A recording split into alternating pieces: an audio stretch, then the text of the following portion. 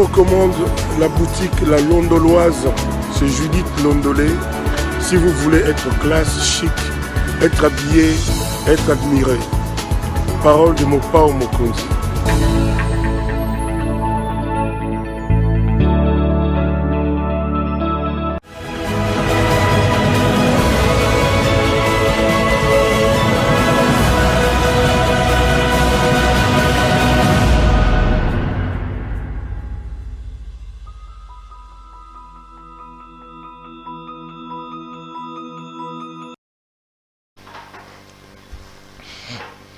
Madame, Messieurs, bonsoir et bienvenue à ce nouveau numéro de l'émission d'Écrit Info, ce magazine d'analyse d'actualité politique, sociale, économique et même juridique qu'on a lancé ici à CPN Télévision. Des questions importantes qui retiennent l'actualité dans plusieurs domaines sont mises sur la table. Nous tentons de les décortiquer en leur donnant un sens, une forme selon nous. C'est d'ailleurs pour ça que chaque matin, quand on commence cette émission, j'ai l'habitude de dire que le Décrit Info, c'est tout simplement le tempo de l'actu, selon notre feeling. Ça veut dire notre manière à nous de voir les choses, notre manière à nous de les exprimer et notre manière à nous de les présenter. Nous sommes bel et bien des citoyens de ce pays et en tant que tels, nous avons le droit de pouvoir opiner sur ce qui se passe dans notre pays et en le faisant, nous n'énervons pas du tout. Alors pas du tout les métiers de journalisme que nous faisons avec passion et avec amour parce que c'est un métier qui nous a passionnés, je veux dire, depuis le ventre de la maman. Je le dis et je le répète ici dans les Décrit Info, je suis dans la peau d'un éditorialiste qui lisait les manuels de journalisme et définit comme tout simplement un journaliste ou une rédaction qui monte au créneau pour prendre position. Ici, je viens vraiment pour prendre position, je viens donner mon avis, mon point de vue sur la manière dont la société se pose.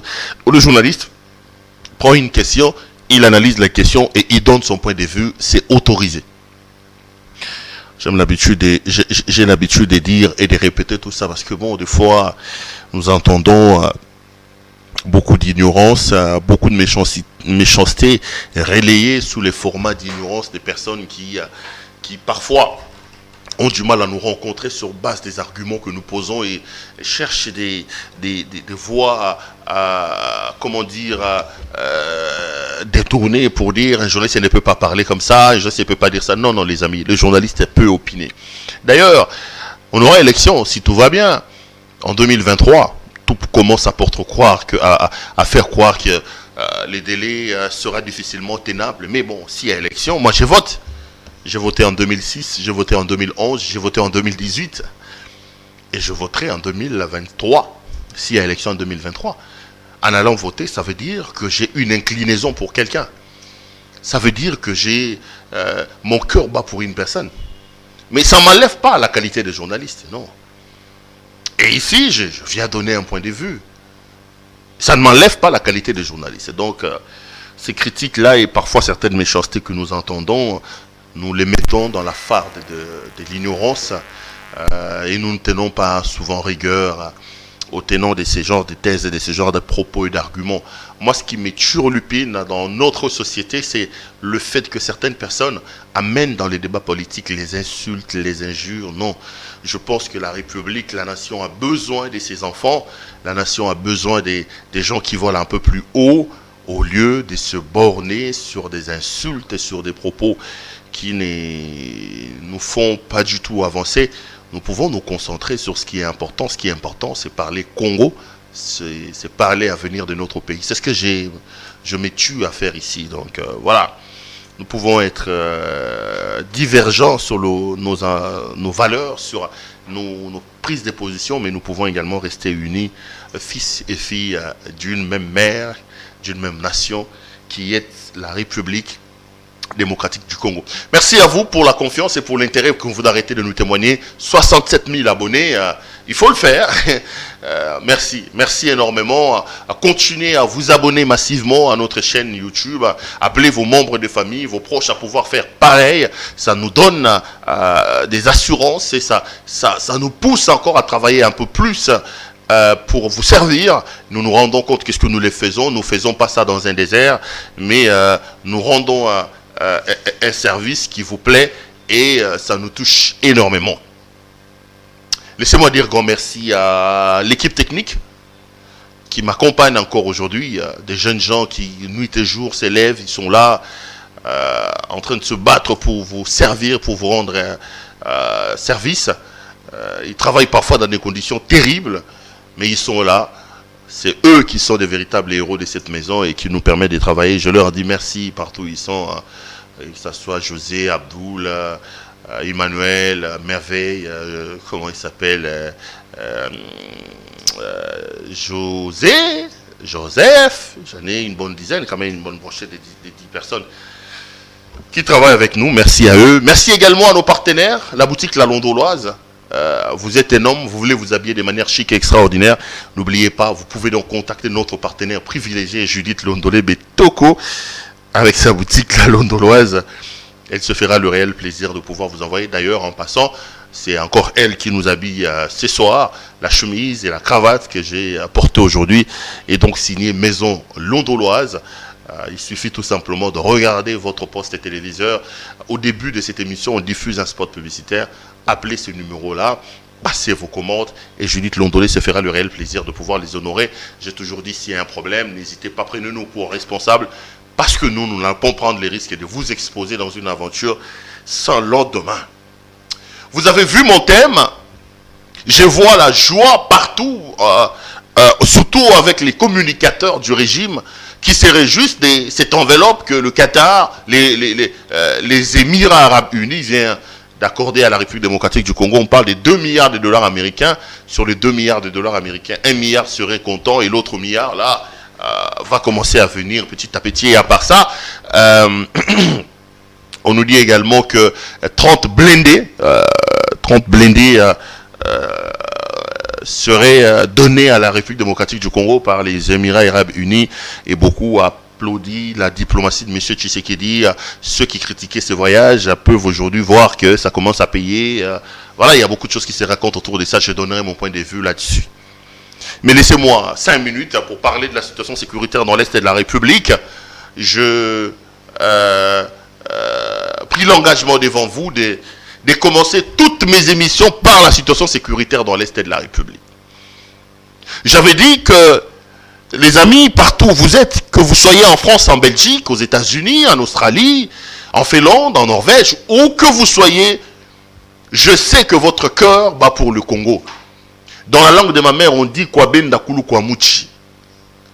Kwabenda Kulu Kwamuchi. Littéralement, ça veut dire, chez autrui, c'est comme sur un arbre. On ne peut pas passer sa nuit sur un arbre. On peut monter sur un arbre, cueillir les fruits, mais on est obligé de descendre. C'est comme un avion.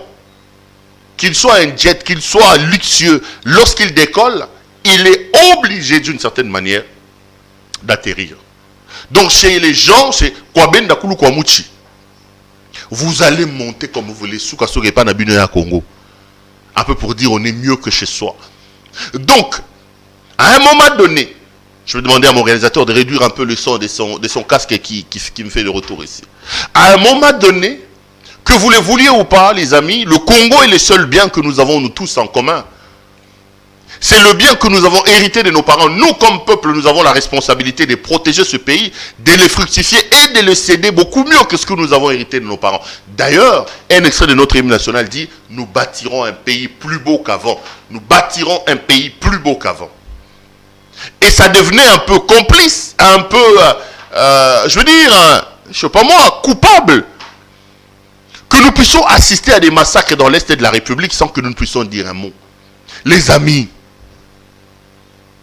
j'ai encore suivi ce matin que hier à Beni, les ADF ont tué une dizaine de personnes. Hier, pas plus tard que hier. Ces ennemis de la paix, ces ennemis des Congolais sont encore entrés et ils ont assassiné les gens. Beaucoup se posent la question de savoir comment, malgré l'état de siège, on continue à assassiner les gens. Qu'est-ce qui se passe exactement? Je venais de recevoir hier, si vous avez suivi sur notre chaîne, M. Molière, Léon Mbalemba, qui au cours de cette émission-là, lui qui est député national, m'a dit « Perron, nous en avons marre de prolonger cet état de siège sans que nous sachions exactement ce qui se passe. » Les autorités militaires qui ont été envoyées là-bas, ce n'est pas moi qui l'ai dit, c'est Molière, regardez dans l'émission, il dit pour la plupart sont devenus des commerçants. Et comme il est là pour des douaniers, un camp militaire. Ceux qui sont là pour travailler pour Watuba, comme les commerçants, comme les douanes, comme ce n'est pas moi. L'émission est là. C'est le député national Léon Emalemba qui a dit ça. Moi j'étais scandalisé, je lui ai posé la question, mais vous êtes député pour... Il dit on ne contrôle plus, nous en avons marre de prolonger l'état de siège. Prolonger l'état de siège. L'état de siège qui au départ devait être un fait d'exception. L'état de siège devient aujourd'hui quelque chose de général. L'état de siège n'est pas appelé à perdurer, à durer dans le temps. C'était un temps d'exception. Aujourd'hui, ça fait plus de 5 mois qu'on nous parle de l'état de siège. Et le président de la République a dit, chez le confrère de la VOA, qu'aussi longtemps que la situation restera comme ça, du coup, l'état de siège perd même sens nango. L'état de siège perd sens nango. Assemblée nationale et communiqué à caisse de résonance, prolonger, prolonger. Prolonger, prolonger. Prolonger, prolonger. On ne comprend plus rien. On ne comprend plus rien dans cette histoire de l'état de siège ici. Entre-temps, on continue à tuer. À la rigueur, dites-nous ce que vous faites avec l'état de siège. Parce que finalement, la gestion moderne de la République est aussi assise par le principe de la redevabilité.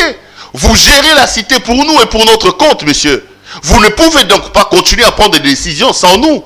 Dites-nous ce que vous avez fait de l'état de siège. Déjà que les députés eux-mêmes se plaignent, ils ne connaissent pas ce qui se passe avec cette histoire d'état de siège. Et nous, les petits peuples,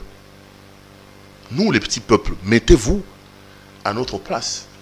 C'est donc extrêmement compliqué, on ne sait pas où on est, à quoi on joue, c'est très compliqué. C'est très compliqué. Donc, je voudrais ici lancer cet appel pathétique et rappeler à l'opinion nationale et internationale que dans mon pays, on tue, on viole et on massacre. Moi, ici, je fais le travail des lanceurs d'alerte. Si une personne, si deux, si trois personnes peuvent entendre ma voix, j'aurais fait mon travail. J'aurais fait mon travail et j'aurais contribué à l'avènement de la paix dans l'est de mon pays. Voilà ce que j'avais à dire. Et j'ai toujours mes deux postulats que je pose sur la table. Quand j'évoque la situation dans l'Est, j'ai dit pour moi, ramener la paix et la sécurité dans l'Est de la République repose sur deux choses. La première des choses, que vous le vouliez ou pas, nous devons réformer notre armée. Avoir une armée républicaine, une armée professionnelle, une armée dissuasive. Nous avons un grand pays avec nos 2 345 410 km² de superficie. Si rien n'est fait, nous allons trouver des sorciers et trouver des boucs émissaires ailleurs. Moi, je ne suis pas l'homme de la politique de l'enfer, c'est l'autre. C'est le Rwanda, c'est l'Ouganda. Les Rwandais ne nous empêchent pas d'avoir... Vous savez, ce n'est pas la première fois que je l'ai dit. Entre les États, il n'existe pas d'amitié, il n'y a que d'intérêt. Si les sécurités dans l'Est de la République du pays profitent au Rwanda, ne reprochez pas aux Rwandais le fait de vouloir insécuriser notre pays. Les Rwandais, ce n'est pas l'armée du salut. Ce ne sont pas des enfants de cœur. Pourquoi vous voulez qu'ils puissent s'offusquer d'une situation qui leur profite, qui leur apporte un mieux-être? Non. Le problème, ce n'est pas le Rwanda, le problème, c'est nous. Posons-nous les vraies questions et apportons les vraies réponses pour sécuriser notre pays. Mais ici, c'est la politique de l'enfer, c'est l'autre. Kabila bloque, Kamere a fait, les Rwandais, mais la situation est là. Donc, dotons-nous d'une armée républicaine. Et deuxième élément, nous devons être capables d'identifier la menace. Ça veut dire, il faut identifier les tireurs de ficelle de cette situation. Il faut les traquer et il faut les punir. Soit dit en passant, certains sont même connus. Ils sont ici à l'Assemblée nationale ou je ne sais pas moi au gouvernement ou ailleurs. Parce que Mbosso lui-même l'a dit. Mbosso a dit aux députés, collègues, quittez les groupes armés. Ça veut dire que Mbosso lui connaît comme député et président de l'Assemblée nationale. Il sait qu'il y a les députés qui sont dans les groupes armés et qui tirent le ficelle.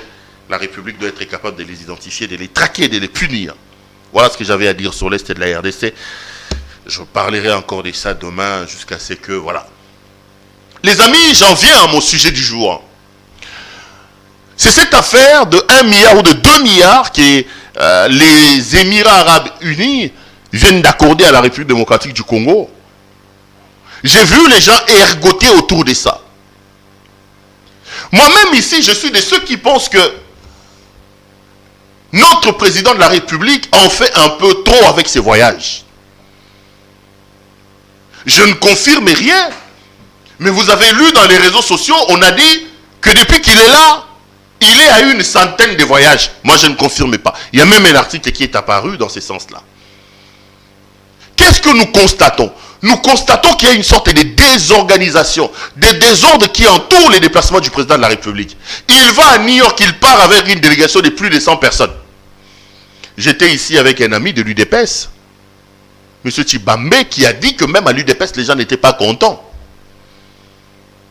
Que notre président voyage avec plus de 100 personnes qui n'ont rien à faire. Il quitte New York, il va à Bruxelles, qui n'est pas dans une mission officielle, il fait encore plusieurs jours là-bas. Mais qu'est-ce que le voyage du président nous rapporte? Moi, je commençais à être dans le lot des Congolais qui se posaient des questions sur l'importance des voyages de M. Tshisekedi. Mais là, on nous apprend que les Arabes vont nous accorder 1 milliard de dollars américains comptant, plus des véhicules blindés. Et ceux du régime sont en train de se réjouir en nous disant, voilà, vous parlez beaucoup. Voilà les retombées du voyage du président de la République. Les amis, moi je suis quelqu'un d'honnête. Autant j'ai fustigé l'inutilité des voyages de M. Tshisekedi, autant j'ai commencé à estimer que le président de la République faisait des voyages qui ne nous rapportaient rien. S'il est vrai que ça s'est confirmé que le Congo va avoir 1 milliard de dollars américains dû au voyage du président de la République, bravo M. Tshisekedi. Je reste convaincu que la sanction ne doit pas seulement être négative. Quand il faut critiquer, on critique. Quand il faut saluer, on salue.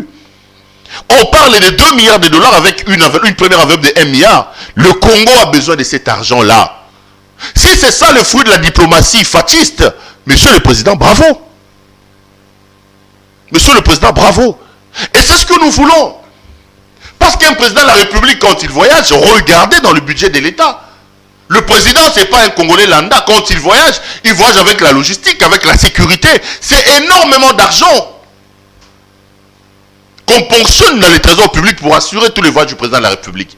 Mais on ne voyait rien. Mais aujourd'hui, si on nous dit que ce voyage-là nous rapporte 2 milliards de dollars américains avec des blindés, soyons honnêtes pour saluer. Je salue. Soyons honnêtes pour saluer, je salue. Bravo, M. Tshisekedi. Pour une fois, les laudateurs du régime, les communicateurs du régime peuvent avoir un argument à mettre sur la table. Écoutez, qui vous posez des questions sur l'utilité des voyages de M. Tshisekedi. Voilà que, grâce à sa diplomatie et à ses multiples voyages, le président de la République nous ramène 2 milliards de dollars américains des Émirats Arabes Unis. Bravo.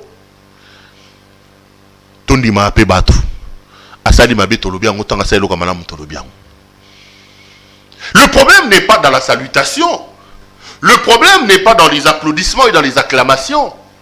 Le problème le plus important, c'est ce que oui, M. Tshisekedi ramène 2 milliards de dollars américains. Mais qu'est-ce que le pays va en faire? Le plus important, c'est ça. Est-ce que cet argent-là, si vrai, si on est tenté de croire qu'il y a l'argent, ne viendra-t-il pas encore renforcer les tuyaux de la corruption qui bat encore son plein dans ce pays? On peut ne pas l'aimer. Kabila qui a détruit ce pays avait quand même quelques bribes de projets, de plans. Il va vendre notre pays chez les Chinois, il nous sort une histoire de 5 chantiers. Alala Lamouki, il nous sort une histoire de plan de la modernité. C'était au fait des éléphants blancs, des opérations pour voler la République. Mais il habillait ça, il passait par le Parlement avec ses hommes, il vous construisait quelques routes. Que vous le vouliez ou pas, nous tous nous empruntons la route Lumumba. Les boulevards du 30 juin, nous allons à Matadi. Aujourd'hui, entre 3h, 4h, tu as qui quitte. Mais ici, non seulement que nous n'avons rien, mais même en termes de vision, on ne nous dit pas qu'est-ce qu'on veut faire de la République. Quand tu dis ça, on te crée des problèmes. Qu'est-ce que vous nous voulez, monsieur de l'UDPS?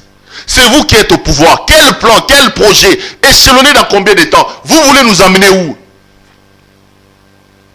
Ici, c'est des histoires spontanées qui, malheureusement, démontrent après leur insuffisance. Tolali Tolamouki, sans être budgétisé, sans passer par le Parlement, on nous raconte une histoire des 100 jours qu'on va lancer à pompe ici à Limité.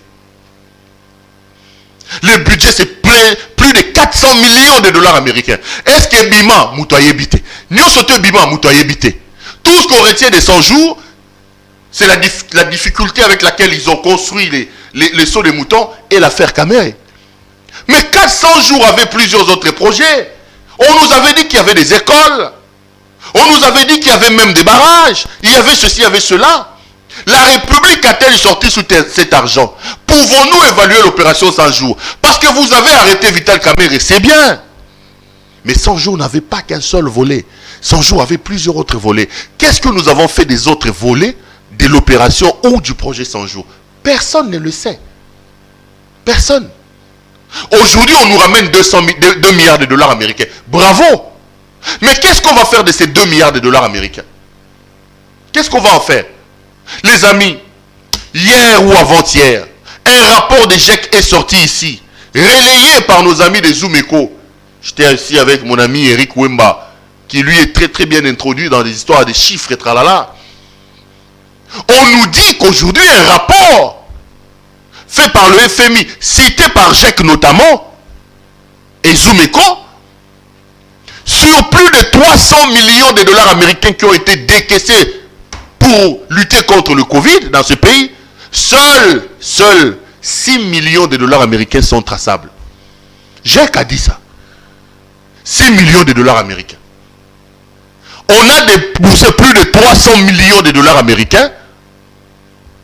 Wemba Eric et Zoom-Eco, avec GIEC, nous disent que seuls 6 millions de dollars américains sont traçables.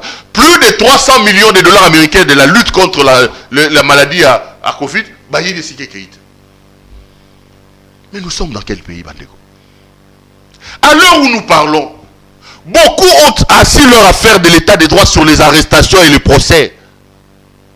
Matata doit aller répondre le 25. Le procureur a fixé son affaire. Il a amené en fixation. On dit que sur le 200 millions, 280 ou 290 millions sortis dans l'affaire Boukangalonzo, on a réussi à tracer seulement 80 millions. Plus de 200 millions n'existaient pas. Les maîtres du ciel et de la terre aujourd'hui dans le pays, ils ont crié « Abba Matata, il faut l'arrêter ». Mais là, on vient de citer cette histoire des 300 millions de dollars américains. Quelle différence entre Matata que vous lapidez et l'argent de Covid dont on ne sait quelle direction il a pris? C'est ici que je relativise toujours l'anti-kabylisme primaire. Non pas parce que je vais béatifier Kabila aujourd'hui, non pas parce que je vais sanctifier Kabila aujourd'hui, je le dis et je le répète. Nous qui avons critiqué Kabila, qui avons transformé à un moment donné nos plateaux ici, à des tribunes, des tribunaux contre M. Kabila, nous n'avons rien à dire aujourd'hui. Alors rien. Parce que l'UDPS qui est là ne nous a pas amené l'alternative, les amis. En quoi la gestion de la République sous Kabila est-elle différente de la gestion de la République sous UDPS? Amenez-moi les éléments. Sous Kabila encore, on sentait qu'il y avait l'État était encore habillé.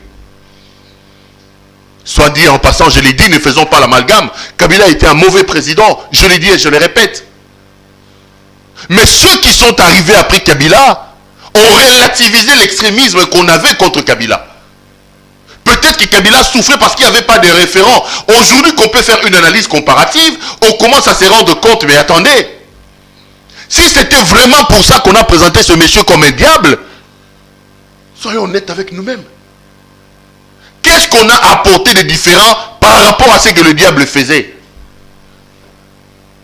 Par rapport à ce que le diable faisait. Vous allez amener Matata Pogno le 25 devant un tribunal.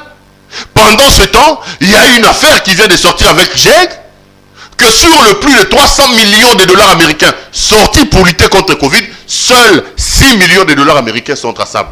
Dites-nous le reste. Entre-temps, Eteni Longondo qu'on a présenté comme cerveau moteur dans cette affaire, vous l'avez envoyé en prison, 3 jours après il est sorti. Et il a fait ça. Un peu pour narguer la République, pour narguer la justice. Un homme sur qui pèsent des soupçons de détournement de millions de dollars. Un homme sur qui un rapport accablant de l'IGF a été dressé. On fait un petit scénario, on l'arrête, on l'envoie en prison. Il sort en toute immaturité. Il va faire 2 fois. Comme ça. UDPS viva, UDPS viva. À l'époque, lorsque le ministre de la Justice ici, comment il s'appelait, Tundayaka Sende, après une interpellation au parquet, il est allé au PPRD en disant Yeme Yadi, on a débranché Tundayaka Sende des conseils des ministres. On a imposé à M. Tundayaka Sende de démissionner. Pourquoi? Parce qu'il a quitté la justice, il est allé au PPRD dire Yeme. Longondo, lui, même rapport, encore que Tundayaka Sende n'était pas poursuivi pour une affaire de détournement. Ici, vous avez un homme sur qui pèsent des soupçons graves. Il a même des circonstances aggravantes parce qu'ici, on parle de la santé des Congolais. On est en pleine période de Covid. Un homme sur qui pèse des soupçons de détournement, vous l'envoyez à Makala. 3 jours après, vous le sortez. Il sort, il met V, personne n'en parle. Et au moment où nous parlons, Longondo est en train de circuler ici comme tout le monde. Si c'est vraiment ça la gestion de la République, si c'est vraiment pour ça que Kabila a été chassé, je me dis, on n'a rien fait. On aurait dû laisser Kabila au pouvoir. Oui, nous avons 2 milliards de dollars américains. Oui, nous avons des blindés. Mais qu'est-ce que nous allons faire de ça? Quel est le projet? Quelle est la vision pour ces 2 milliards de dollars américains? Qu'est-ce qu'on va faire? On va les amener ici pour les orienter dans quel secteur? Quel est le projet de l'Union sacrée aujourd'hui, les amis? Qu'on nous dise. Qu'on nous dise. Ils sont dans quoi? Est-ce que dans l'électricité? Est-ce que dans la gratuité de l'enseignement nous pose encore problème aujourd'hui? Ils ont pris un ministre très, comment dire, bon, je vais être gentil avec lui, je ne vais pas dire le mot qui me traverse la tête. Un ministre qui n'accepte pas la contradiction qu'ils ont mis à l'EPST là-bas. Aujourd'hui, il a débranché certains enseignants, soi-disant qu'ils ont grévé. Mais non, monsieur Tony Mwaba. La grève est consacrée dans nos textes. Et c'est un professeur de droit. Qui ne sait pas que dans ce pays, à la veille de chaque rentrée scolaire, on a toujours des menaces de grève? Qui ne le sait pas? Et là, il y a un UDPS qui arrive là. Au lieu de s'ouvrir la voie normale que les autres, il veut faire le gangstérisme. Il veut jouer au gangster. Il débranche. Non, non, non. L'UDPS a quand même porté pendant 32 ans ou 37 ans les espoirs de tout un peuple. La gestion de la République par l'UDPS devait être différente de ce que nous avons critiqué. Malheureusement, nous n'avons rien. Donc, tout en saluant les 2 milliards obtenus par M. Tshisekedi des Arabes, nous appelons la République à ouvrir l'œil et le bon. Nous demandons à nos dirigeants de nous dire qu'est-ce qu'ils vont faire de ça. Et qu'est-ce que le Congo met sur la table? Entre les États, il n'y a pas d'intérêt. Il n'y a pas d'amitié, il n'y a que d'intérêt. Je ne pense pas que les Émirats Arabes Unis, c'est l'armée du salut. Non. Non. Ils ne vont pas vous donner leur argent gratuitement. Là aussi, il faut nous dire. Est-ce que c'est un don? 2 milliards de dollars, on ne les jette pas à travers la fenêtre comme ça. Quel est le gage? Qu'est-ce que la République a gagé? Qu'est-ce que ces gens-là attendent de nous? Nous étions ici avec vous, les amis. Kabila nous a mené l'affaire des contrats chinois. On nous a présenté ça comme le contrat du siècle qui va faire développer la RDC. Pierre Lumbi est allé défendre ça au Parlement. 9 milliards de dollars américains. Aujourd'hui, on s'est rendu compte que c'était une arnaque. Le Congo devait gagner 9 milliards de dollars américains. Mais nous, on a bradé nos richesses pour 90 milliards de dollars américains. Or, à l'époque, tous les laudateurs et les communicateurs de la Kabylie présentaient ça comme, voilà, comme une manne, comme le projet du siècle. Mais le temps nous a démontré que c'était aussi une opération pour se retrouver. Non seulement pour se retrouver, mais aussi que la République a beaucoup perdu. Ce qui était présenté comme un bon projet, aujourd'hui nous démontre que le Congo avait tort de miser sur ces projets-là. Dites-nous, qu'est-ce que nous allons gagner de ces Arabes-là? Ce n'est pas de l'aumône ici, c'est des relations entre États. Et les relations entre États sont basées sur les intérêts. On nous dit, il faut applaudir 1 milliard de dollars. Oui, nous applaudissons, mais vous ne nous dites pas quelle est la contrepartie. Qu'est-ce que nous donnons à ces gens-là? Premier élément. Deuxième élément, vous ne nous dites pas ce que vous faites de cet argent-là. Parce qu'on sait que la corruption, le détournement, se poursuit encore malgré le départ de Kabila. Espoir moko totika dans le Congo, ça Jules Alengete. Yesu nabiso a Congo, Nzambe nabiso a Congo Yohan. Au moins lui, il essouffle un peu la peur dans la tête de certains détourneurs. Mais le beau comme moko bandeko. Jules Alengete a kukanga aussi ça va détournement de soto à Congo. Il faut que la justice l'aide. Il faut de la volonté de la part des autorités. Et il faut arrêter de donner l'impression que la justice était une justice à 2 balles. Double vitesse. Quand c'est les autres, et Kimbang, quand c'est les autres, Babimi. C'est important, les amis. En faisant ces choses-là, et de cette manière-là, on aura prouvé notre amour pour ce pays, et on aura démontré à la face du monde que nous aimons le Congo. Voilà.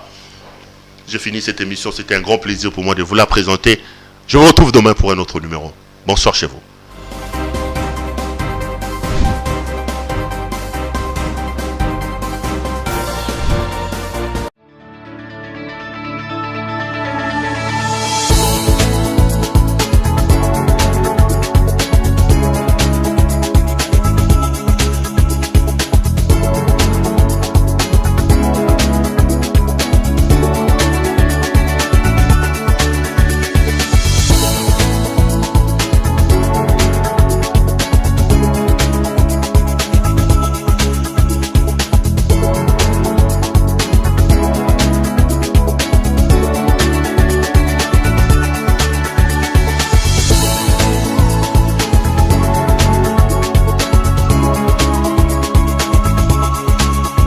Je vous recommande la boutique La Londoloise, c'est Judith Londolé.